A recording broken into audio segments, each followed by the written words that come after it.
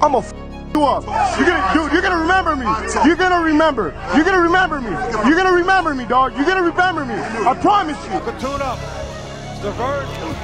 1 year. 1 month. A sweeping right hand. A sweeping right hand. Beginilah akibatnya jika suka menyombongkan dirinya yang awalnya so angkuh malah berakhir dengan mengenaskan. Dan kali ini mimbar olahraga merangkum beberapa karma dari petinju sombong yang berujung dipermalukan. Diawali dari petinju ini, ya dialah Manuel Carr, petinju kelas berat kelahiran Lebanon yang belum tersentuh kekalahan.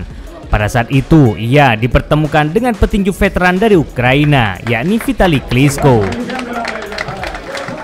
Manuel yang merasa lebih muda dan belum pernah kalah, membuat dirinya merasa jumawa di hadapan Vitali. Padahal saat itu Vitali Klitschko berstatus pemilik sabu WBC.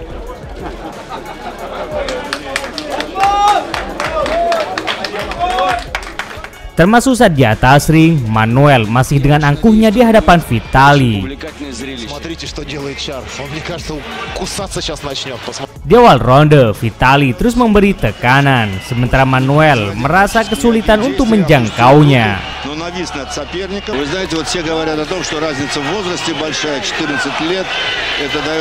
Keangkuhan Manuel kembali ia perlihatkan dan ia meminta untuk terus dipukul. А сейчас пошел вперед. Вперед.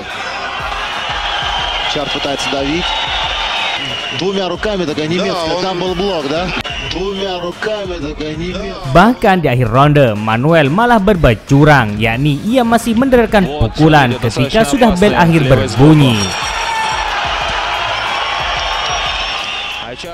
Menariknya, di ronde kedua, Manuel yang terus menyerang malah berhasil dijatuhkan. Meski Klitschko saat itu sudah berusia 41 tahun, namun ia masih mampu mendominasi di laga ini. Bahkan pukulannya mampu membuat luka parah di wajah petinju angkuh ini. Melihat kondisinya yang sangat parah, membuat wasit memilih untuk menghentikan laga. Tentu Manuel tidak terima dan meluapkan kemarahannya. Terlepas dari hasil itu, ini adalah kekalahan pertama dalam karirnya. Keangkuhan Manuel tidak sampai di situ. Saat ia dihadapkan dengan Povetkin pada tahun 2014, Manuel kembali mencoba sok sangar di hadapan Povetkin.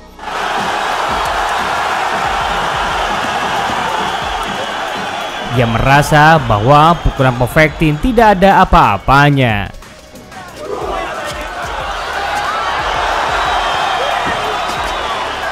Namun apa yang terjadi? Karma hadir saat di ronde ke-7. Povetkin membuatnya KO kejam.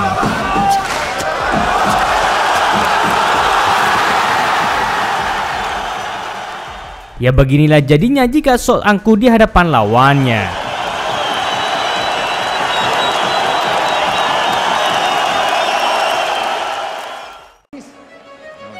Masih di tahun 2014, kali ini duel perebutan sabu WBC di kelas berat yang kosong antara Chris Arreola melawan Bermane Stivens. Duel ini adalah laga rematch bagi keduanya.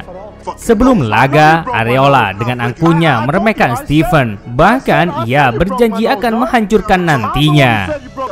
Let's just say this, man. You drink too. Come this set. I drink. I'll drink you out the table any day, also, man. Shit.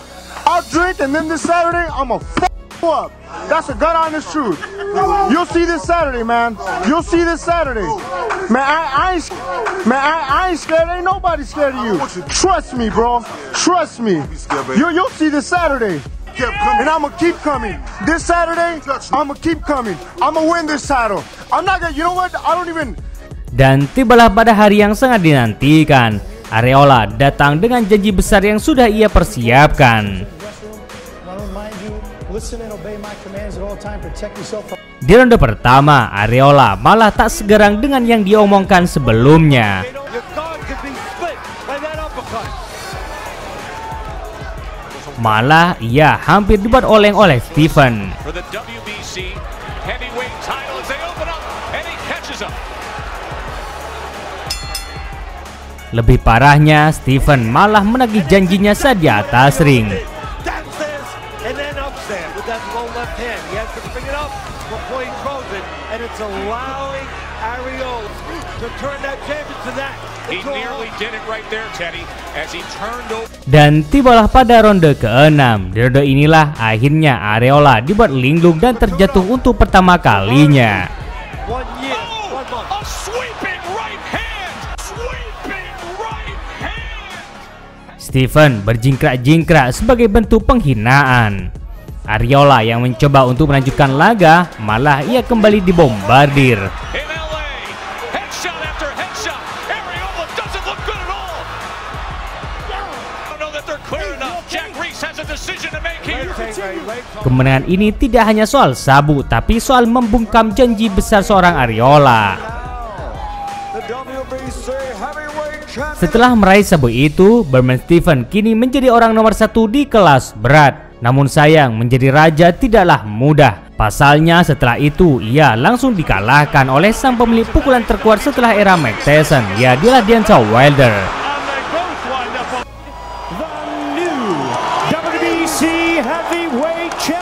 Tak terima atas hasil itu, 2 tahun kemudian Stephen kembali mengajaknya berduel. Bahkan sebelum laga, ia dengan angkuhnya berjanji akan mematahkan rusuh Wilder. I promise you that. I'm gonna be 2-time heavyweight champion of the world. He said that I'm scared. Boy, I ain't scared of you. Are you crazy? Are you crazy? I'm gonna make you dance tomorrow night. I'm gonna crack your ribs. I'm gonna crack your jaw. I'm gonna send you home packing, and you will retire. Dan kini keduanya sudah berada di ring yang sama. Good evening, gentlemen. We went over the rules earlier tonight. Jelas laga ini adalah bentuk pembuktian siapa raja sesungguhnya di kelas berat.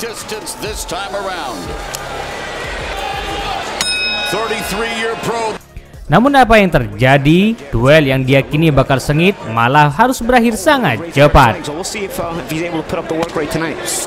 Pasalnya si banyak omong itu dibuat KO kejam. Ya beginilah jadinya jika sok angkuh di hadapan lawannya.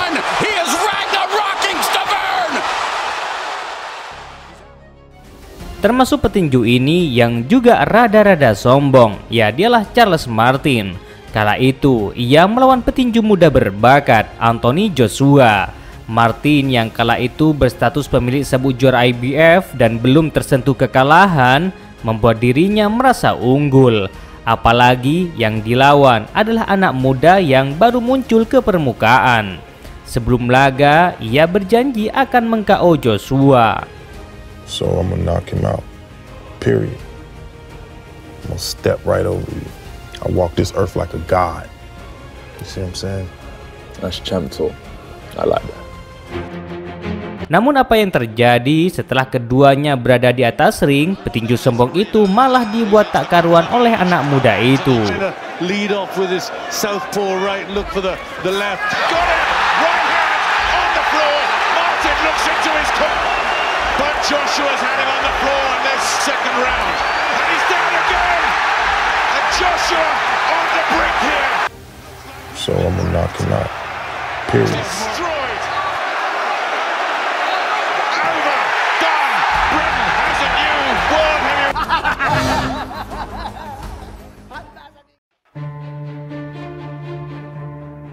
Ya, duel ini mempertemukan antara sang pemegang sabu WBA kelas berat David Haye saat melawan Adley Harrison pada tahun 2010. Sebelum pertandingan, Harrison dengan angkuhnya di hadapan sang jawara itu. Bahkan ia berjanji akan meng-KO David Haye nantinya.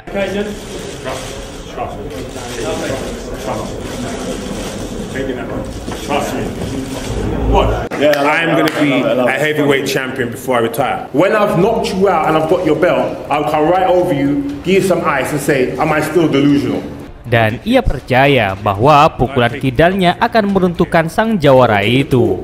But when I lay my left hand on him, it's done. It's a wrap. Simple as that. Here we go, baby. Left hand. David Haye. Boom. You know he can't. He knows. Tidak hanya itu, bahkan Harrison dengan percaya diri akan menjadi juara baru kelas berat nantinya. David Haye is going to get roasted. November the 13th, Audley Harrison is the new heavyweight champion of the world, no doubt. Serunya duel ini hingga sang legenda Mike Tyson juga mulai memprediksi siapa pemenangnya. Now to some heavyweight backing for David Haye ahead of boxing's Battle of Britain. Mike Tyson has backed him to beat Audley Harrison when the two Brits meet him. I will go with the champion because of his accomplishments, and he's more accomplished than Audley Harrison. Hardly won them. Hingga tibalah pada hari yang sangat dinantikan, Main Arena Manchester, England menjadi tempat pertempuran ini.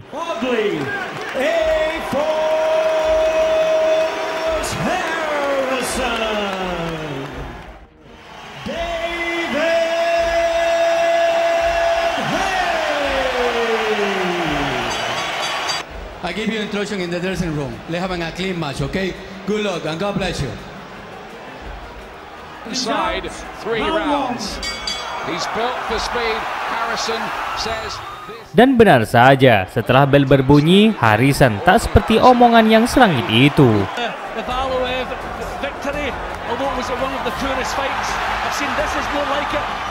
Bahkan di laga ini, ia malah dibuat tak karuan oleh David Haye.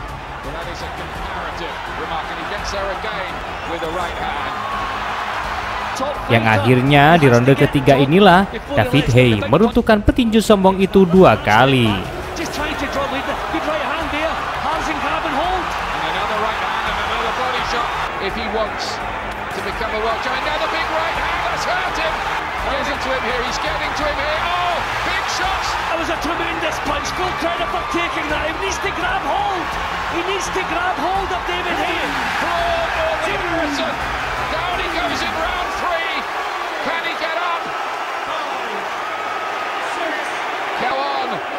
But Haye hits very hard and he hurts and he's going to finish it here. I think he does finish it all over it. Dan inilah karma bagi mereka yang banyak gaya. Dan yang lebih parah lagi, setelah pertandingan, gaji Harrison malah ditahan karena ia tampil buruk di laga ini. Dan inilah yang disebut sudah jatuh malah ditimpa tangga.